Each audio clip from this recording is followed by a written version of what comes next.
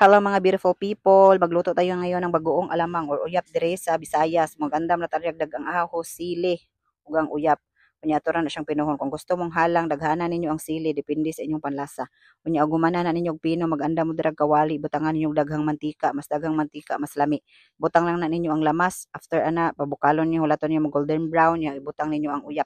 Much better kung dugmo ko na ninyo dani. Ako hindi ko naman dinugmo kaya problema ko na yan. Inyong mubukal na siya human ninyo ukay butangan lang ninyo og suka. Depende ninyo ko tansya-tansya ra gyud ni wala gyud ni proper measurement ay. Nya ilong sa ninyo ukaya din ang suka ay humol sa ninyo mga 5 minutes. Then after mubukal na siya butangan ninyo og asukal og black pepper nya una na pag ukay ninyo para mas ning absorb ang suka sa uyap. Unya mauna na siya hulaton lang ninyo mabukal after 5 minutes na pod unya inyo nang ukay-ukayon. Unya syempre tilawan na nato kung sakto na ba iyang lasa.